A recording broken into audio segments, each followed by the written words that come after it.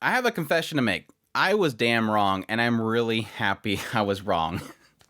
Honestly, present me a show that has cute animal girls, poofy jackets, great character designs, tons and tons of weapons, and I'm already sold. But I, like many other people, when you see source material mobile game, you have a lot of hesitation. Let's face it, there's a lot of mobile game gacha games out there that just want to take your money and have these really simple, dumb stories. But thankfully, Arknights Prelude is one of the very few cases where you have a game that has writers behind it that have a story to tell. They're not messing around. It takes something that most people would roll their eyes at and really captivates and shocks you at the same time. But this is my review of Arknights Prelude, an 8-episode series that aired in the fall 2022 anime season, so let's jump right into it. Arknights Prelude opens up from the perspective of somebody called Doctor, and they are currently being woken up from cryosleep and being extracted by a group known as Rhodes Island. And unfortunately, the Doctor has no memories of their past. And as this group arrives at the surface, you kind of uncover the overall story of this area. In this world, there was a discovery of this resource known as Erignium. It is a very useful resource that's being used across the world for power. But unfortunately, with this Erignia came an infection known as oropathy. This illness slowly spreads to the body and crystallizes your body, kills you, and then it will shatter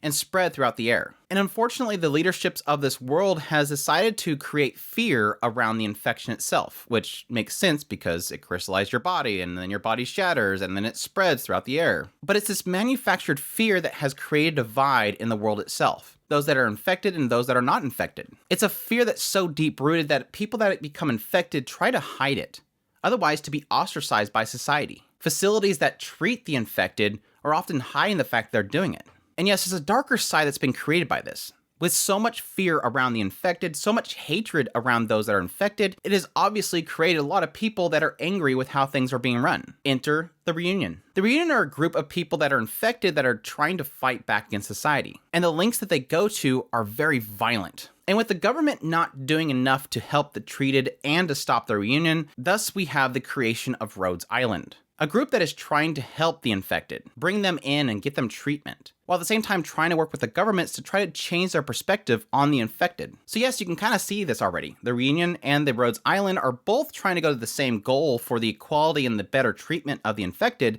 while one's trying to go for a more violent move, while the other one's trying to go for a more peaceful move. And you can honestly see very quickly, with the leader of Rhodes Island, her perspective is to try to help everybody, often struggling, hesitating, and deviating from her own mission in order to help everybody. Much to the frustration to a lot of people that are working under her, but at the same time, they all see that her goal and her driving force is a good one. And as the story goes along, you're starting to see a broader viewpoint of the world itself. Chernobog turning a blind eye to the Reunion, Longmen and their turning away the infected, the Reunion and their violence, Amiya and her struggle for trying to help everybody. And yes, Amiya eventually being put into a situation where the goal that she seeks doesn't seem obtainable. So my thoughts on Arknights Prelude.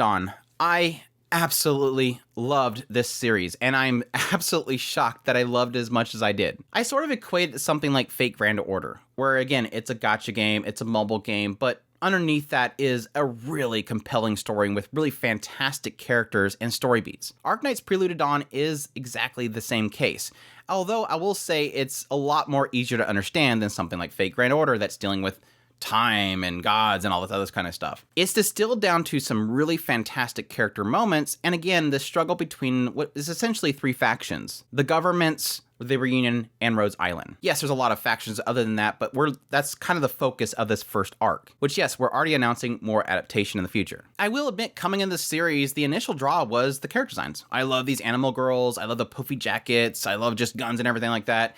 That was the initial draw. And I really was not expecting more than that. Like, I'm going to come in here, see cute animal girls, and we'll probably get through a very simple storyline, and then it'll say, hey, go check out the source material. But instead, I was shocked by so much more that I got. Within the first few episodes, what I was getting was this really fantastic directing work and world building. I love world building, and this series was going, here, eat up. The Erignium, the catastrophes, the spreading of the Erignium, the infection itself, the conflicts within the people themselves, people hiding their infections and being terrified, massacres happening on the street, the government overlooking the Reunion and the terrible things they were doing, and at its core was Amiya. No, not the Doctor. The Doctor who I thought was going to be the amnesia, no-voiced protagonist character that you play in the mobile game. No. That's not the main character. The Doctor's important, but the important character that we're really focusing on, at least with this first 8 episodes, is Amiya. This girl that seems super naive. Like, we're going around shooting a bunch of stuff, and this girl's going, don't hurt anybody. Let's save everybody. This dream and this thought process that seems so childish, seems unobtainable. I want to save everybody in a very violent and grim world. It's impossible, Amiya. And everybody's constantly telling her, focus on your mission. It's impossible what you want.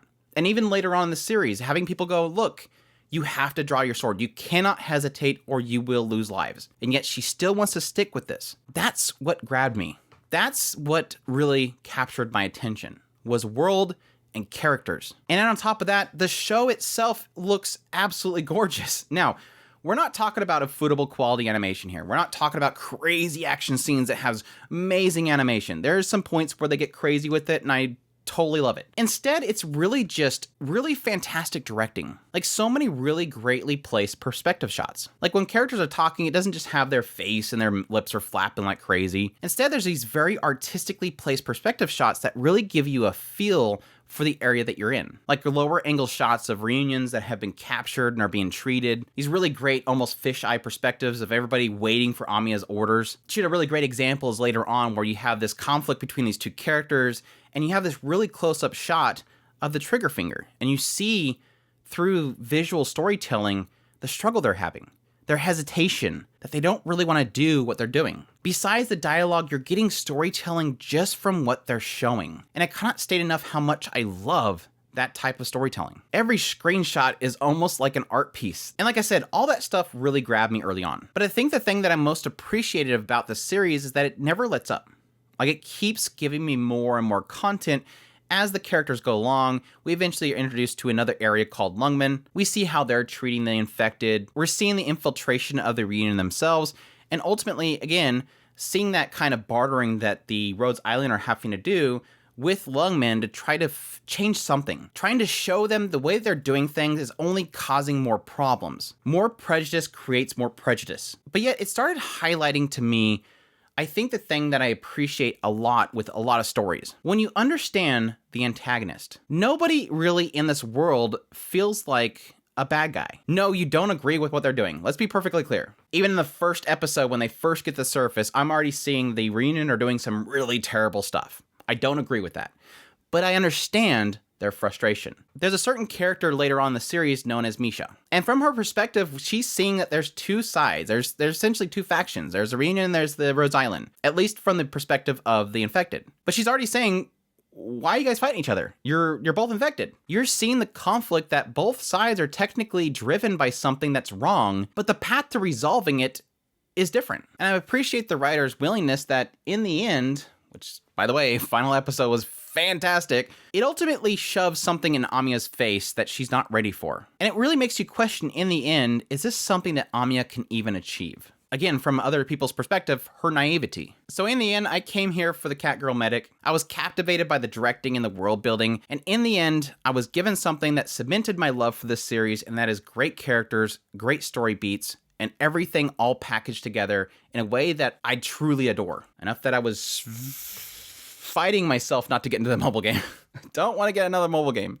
I highly suggest Arknights Prelude on, and I'm thankful that we got more adaptation announced, because that would probably make me struggle with even suggesting it. Yostar Pictures really does feel like they are a team that really does love this franchise.